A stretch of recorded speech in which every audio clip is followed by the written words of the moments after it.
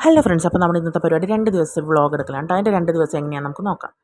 അപ്പോൾ തലേന്നത്തെ കറികളൊക്കെ ഉണ്ടായത് ഞാൻ ചൂടാക്കി മാറ്റി വെച്ചിട്ടുണ്ട്. പിന്നെ ഡെയിലി വ്ളോഗ് എന്ന് പറയുമ്പോൾ എപ്പോഴും ഇങ്ങനെ കുളിയും പല്ല് തേപ്പൊന്നും കാണിക്കണ്ടല്ലോ എന്ന് കരുതിയിട്ടുണ്ടോ ഞാനിങ്ങനെ കാണിക്കുന്നത്.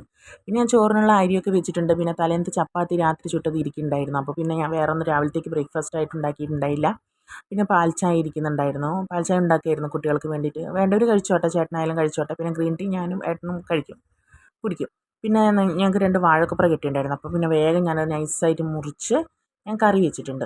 കറി എന്ന് പറഞ്ഞാൽ ഉപ്പേരി, കുറച്ച് നല്ല സാധാരണ എല്ലാം കൂടി ചതച്ച് ചെറിയുള്ളിയും വെളുത്തുള്ളിയൊക്കെ ചതച്ച് നല്ല എരിവിൽ വെച്ചിരിക്കുന്ന ഉപ്പേരിയാണ് കേട്ടോ. അതിന് ശേഷം പിന്നെ ഞാൻ വറുത്തതോ കരിച്ചതോ പൊരിച്ചതോ ഒന്നും ഇല്ലേന്ന് ഏട്ടൻ ചോദിച്ചപ്പോൾ ഞാൻ പറഞ്ഞു എന്നാൽ പിന്നെ ഞാനൊരു ഐറ്റം ഉണ്ടാക്കി തരാമെന്ന്. അങ്ങനെ കായ വറുത്തത് ഞാൻ ഉണ്ടാക്കിയിട്ടുണ്ട്. നമ്മുടെ മീനൊക്കെ പൊരിക്കുന്നത് പോലെ. മീനിൻ്റെ അതേ ടേസ്റ്റാണ് കേട്ടോ, നല്ല ടേസ്റ്റ് ഉണ്ടായിരുന്നു. പിന്നെ ഇതിൻ്റെ വീഡിയോ ഞാൻ ഒരു ചെറിയൊരു ഷോർട്ടായിട്ട് ഞാൻ ഇട്ടിട്ടുണ്ട് കേട്ടോ. എൻ്റെ വീഡിയോ കാണാത്തവർ പോയിട്ട് കാണണേ. കണ്ടിട്ട് നിങ്ങളുടെ അഭിപ്രായങ്ങളും നിർദ്ദേശങ്ങളും ഒന്നും പറയാൻ മറക്കരുത്. ഈ വീഡിയോസിൻ്റെ അടിയിൽ വന്നിട്ട് നിങ്ങളുടെ അഭിപ്രായങ്ങളോ നിർദ്ദേശങ്ങളോ ഒക്കെ പോസിറ്റീവ് അഭിപ്രായങ്ങളാണ് ഞാൻ പ്രതീക്ഷിക്കുന്നത്. പക്ഷേ എന്തായാലും നിങ്ങൾക്ക് ഇടാം. പിന്നെ ശേഷം ഞാൻ ഇനി നാളത്തേക്ക് വേണ്ടിയുള്ള ദോശക്കുള്ള അരിയൊക്കെ കുതിർത്താൻ വെച്ചിട്ടുണ്ട്. അതിന് ശേഷം കഴിഞ്ഞ് മക്കൾ പഠിക്കാനിരിക്കുകയാണ്. ഭക്ഷണമൊക്കെ കഴിച്ചു ഞാൻ എടുത്തില്ല. ഭക്ഷണമൊക്കെ കഴിച്ചതിന് ശേഷം പിന്നെ മക്കൾ പഠിക്കാനിരുന്നു. കുറച്ച് പഠിക്കാനുണ്ടായിരുന്നു. ഇപ്പോൾ 3-4 ദിവസം മഴയുണ്ട്, ക്ലാസ് ഇല്ലാത്തതുകൊണ്ടേ പഠിക്കാനൊക്കെ ഉണ്ടായിരുന്നു. അപ്പോൾ കുറച്ച് നേരം പഠിച്ചും ടി വി കണ്ടും ഭക്ഷണം കഴിച്ചും അങ്ങനെ നേരം പോയി. പിന്നെ വൈകുന്നേരത്തെ സമയമാണ് കേട്ടോ ഇത്. വൈകുന്നേരം ഇനിയിപ്പോൾ എന്തെങ്കിലും ഉണ്ടാക്കണം രാത്രിത്തേക്ക്. അതിനിടയിലുള്ള കാര്യങ്ങൾ നിങ്ങൾ കാണിച്ചിട്ടില്ല കേട്ടോ. പ്രത്യേകിച്ച് വേറെ പണികളൊന്നുമില്ല. അപ്പോൾ പിന്നെ അതൊന്നും കാണിക്കാൻ നിന്നിട്ടുണ്ടായില്ല. അപ്പോൾ ഇതൊരു വൈകുന്നേരം സമയത്ത് നമുക്ക് രാത്രി ചോറിന് എന്തെങ്കിലും കറിയൊക്കെ വേണ്ടതെന്ന് കരുതി ഇങ്ങനെ ഇരിക്കുമ്പോഴാണ് ഏട്ടൻ സാമ്പാർ കഷ്ണം വാങ്ങിക്കൊണ്ടുവന്നിട്ടുണ്ടായിരുന്നു. സാമ്പാർ കഷ്ണം വാങ്ങിയതാണെങ്കിൽ സാമ്പാർ കഷ്ണത്തിൽ മുഴുവൻ പുഴുവായിരുന്നു. ചില കഷ്ണങ്ങളിലൊക്കെ അതൊക്കെ അങ്ങനെ എടുത്ത് കളഞ്ഞ് എല്ലാം കഴുകിയിട്ട് എടുത്ത് മാറ്റി വെക്കുകയാണ് കേട്ടോ ചെയ്യുന്നത്.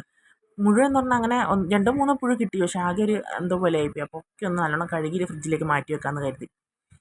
പിന്നെ പയർ ഉപ്പേരി വെക്കാമെന്ന് വെച്ചിട്ട് പയർ ഞാൻ മാറ്റി വെച്ചിട്ടുണ്ട്. പക്ഷേ അവസാനം പയർ ഉപ്പേരി ഒന്നും വെച്ചിട്ടില്ല. തട്ടിക്കൂട്ടുള്ളൊരു കറി വെച്ചാൽ മതി എന്ന് പറഞ്ഞ ഏട്ടൻ. അപ്പോൾ പിന്നെ മുട്ട തിളപ്പിച്ചത് വെച്ചു. ഇതിൻ്റെ ഒരു ചെറിയൊരു റെസിപ്പി മോൻ എടുത്ത് തന്ന വീഡിയോ ആണ് കേട്ടോ. ഈ സമയത്ത് മോനാണ് എടുത്ത് തന്നത്. അപ്പോൾ അതിന് ചെറിയൊരു പോരായ്മകളൊക്കെ ഉണ്ടായിരുന്നു. അപ്പോൾ ഇതിൻ്റെ വീഡിയോ ഞാൻ ഇട്ടിട്ടുണ്ടായിരുന്നു, മുട്ട തിളപ്പിച്ചതെന്ന് പറഞ്ഞിട്ട്. നല്ല രസമുള്ളൊരു കറിയാണ് കേട്ടോ. ചപ്പാത്തിക്കും പൊറോട്ടക്കൊക്കെ കൂടെ അപ്പത്തിനൊക്കെ കഴിക്കാൻ പറ്റിയൊരു കറിയായിരുന്നു. അപ്പോൾ എന്തായാലും ഞാൻ അവിടെ നിന്ന് മുട്ടക്കറി റെഡിയാക്കി എടുക്കുമ്പോഴത്തേക്ക് ഏട്ടൻ ഇപ്പുറത്ത് എനിക്ക് പച്ചക്കറി സാമ്പാർ കഷ്ണങ്ങളൊക്കെ ഇന്നിപ്പോൾ സാമ്പാർ വെക്കണ്ട, കറികളുണ്ടല്ലോ, ആ കറി വെച്ചാൽ മതി എന്നൊക്കെ പറഞ്ഞ ഏട്ടൻ പറഞ്ഞ മുട്ടക്കറി വെച്ചത്. അപ്പോൾ പിന്നെ അതൊക്കെ വെച്ച് സാമ്പാറൊക്കെ കഷ്ണങ്ങളൊക്കെ കഴുകിയെടുത്ത് മാറ്റി നന്നായിട്ട് മാറ്റിയിട്ട് ഫ്രിഡ്ജിലേക്ക് മാറ്റി വെക്കാൻ വേണ്ടി ഏട്ടൻ കഴുകി തരികയാണ് കേട്ടോ. ഞാൻ ബാക്കിയുള്ള പണികളൊക്കെ അവിടെ നിന്ന് അടുക്കളയിൽ നിന്ന് ഒതുക്കുന്നുണ്ട്. അങ്ങനെ ഒരുവിധം ഞങ്ങളെല്ലാം മാറ്റി വെച്ചു. നന്നായിട്ട് പുഴു ഉണ്ടായിരുന്നു. താഴെ കാണുന്നൊക്കെ പുഴു ഉണ്ടായിരുന്നു. നന്നായിട്ടൊന്ന് കഴുകി മാറ്റി. കളയാൻ പറ്റില്ലല്ലോ നമുക്കിതൊക്കെ, നമ്മൾ എന്തെങ്കിലും കഴുകി തന്നെയാണല്ലോ ഉപയോഗിക്കുന്നത്. അപ്പോൾ പിന്നെ സാമ്പാർ കഷ്ണം അങ്ങനെ കഴുകിയെടുത്തിട്ടുണ്ട്. സാമ്പാർ കിറ്റായിട്ടാണ് കേട്ടോ ഇവിടെയൊക്കെ കിട്ടുക. ഞങ്ങളുടെ അവിടെയൊന്നും കിട്ടാറില്ല. അതാണ് ഞാനിങ്ങനെ വലിയ കാര്യത്തിൽ പറയുന്നത്. കോഴിക്കോടൊന്നും അങ്ങനെ കിട്ടില്ല. സാമ്പാർ കഷ്ണം നമ്മൾ തിരഞ്ഞ് തന്നെ മാറ്റി നമുക്ക് എടുക്കണം.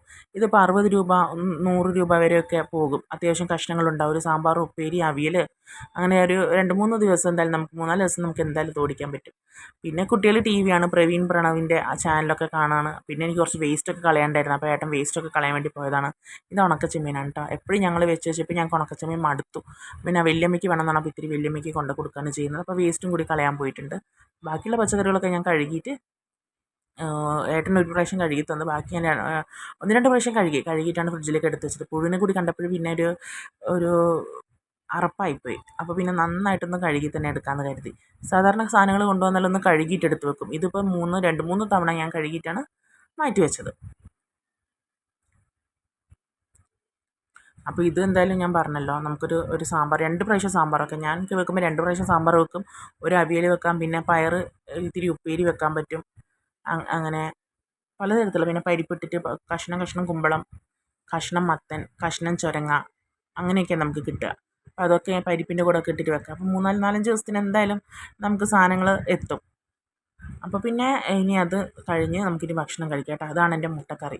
നല്ല ഫ്ലഫി ആയിരിക്കുന്നുണ്ട്. നമ്മുടെ മോഹൻലാലിൻ്റെ ഒരു റെസിപ്പി ഉണ്ടായില്ലേ, പോച്ച്ഡ് എഗ്ഗ്. പക്ഷെ അതുപോലെ ഒന്നല്ല, ഇത് നല്ല ടേസ്റ്റി ആയിട്ടുണ്ട് കേട്ടോ.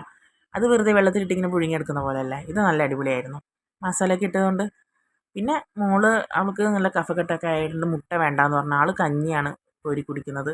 അവൾക്ക് സ്പൂണൊന്നും വേണ്ട, കൈ കൊണ്ട് തന്നെ വാരി കുടിക്കണം, എന്നാലേ തൃപ്തിയാവുള്ളൂ. അങ്ങനത്തെ ഒരാളാണ്. പിന്നെ ആൾ അതൊക്കെ കഴിച്ചു. പിന്നെ മോന് ഞാൻ ഭക്ഷണം വാരി കൊടുക്കണമെന്ന് പറഞ്ഞിട്ടുണ്ടായി. അപ്പോൾ പിന്നെ അവന് ഞാൻ ചോറ് വാരി കൊടുക്കാൻ വേണ്ടിയിരുന്നു. ചോറിൻ്റെ കൂടെ സത്യം പറഞ്ഞാൽ വലിയ കോമ്പിനേഷൻ ഇല്ല എന്ന് എനിക്ക് തോന്നി. എന്നാലും കഴിക്കാം. പക്ഷേ ചപ്പാത്തിക്കും പൊറോട്ടൻ്റെ അപ്പത്തിനും കൂടെ ഒക്കെ അടിപൊളിയായിരിക്കും. അങ്ങനെ ഭക്ഷണമൊക്കെ കഴിച്ച് ഞങ്ങൾ കിടന്നുറങ്ങിയത് പിറ്റേ ദിവസം രാവിലെയാണ് കേട്ടോ. രണ്ടാളും രാവിലെ എഴുന്നേറ്റ് വന്ന് കുറച്ച് നേരം ഇങ്ങനെ എൻ്റെ അടുത്തിരിക്കും താഴെ. അതൊക്കെ കഴിഞ്ഞ് പിറ്റേ ദിവസത്തിന് ഞാനപ്പോൾ എന്ത് ചെയ്തു, ഇനിയിപ്പോൾ എന്തെങ്കിലും പിറ്റേ ദിവസത്തിന് വേണ്ടേ ചേട്ടന് ചോറൊക്കെ കൊണ്ടുപോകണം സ്കൂളിൽ, കുട്ടികൾക്ക് ജോലിക്ക്, കുട്ടികൾക്കാണെങ്കിൽ സ്കൂളും ഇല്ല. അപ്പോൾ പിന്നെ ഞാൻ വിചാരിച്ചു എന്തെങ്കിലുമൊക്കെ വേണ്ടേ, എന്ത് ചെയ്യും. അപ്പോൾ പിന്നെ പയറും ബീൻസും ക്യാരറ്റും ഒക്കെ കൂടി ഉണ്ടായിരുന്നു. എല്ലാം കൂടി ഒന്ന് മുറിച്ച് വെച്ചിട്ടുണ്ട്. പിന്നെ ഒരു വഴുതനങ്ങ എടുത്ത് വെള്ളത്തിലിട്ടിട്ടുണ്ട്. പിന്നെ എൻ്റെ ഗ്രീൻ ടീ, ഞാൻ ഗ്രീൻ ടീ ആയിട്ട് ഞങ്ങൾ രണ്ടാളും കുടിക്കാറുള്ളത്. അപ്പോൾ ഗ്രീൻ ടീ ഞങ്ങൾ കുടിക്കാൻ വേണ്ടി എനിക്ക് മോനാണ് എടുത്തു തന്നത്. ചൂടുവെള്ളത്തിലിട്ടിട്ട് ഇങ്ങനെ ടീ ബാഗ് ഇട്ട് ഇങ്ങനെ ആക്കി തരികയാണ്. അപ്പോൾ ഇതൊക്കെയാണ് ഒരു 2 ദിവസത്തെ ഞങ്ങളുടെ വിശേഷങ്ങൾ. സബ്സ്ക്രൈബ് ചെയ്യാൻ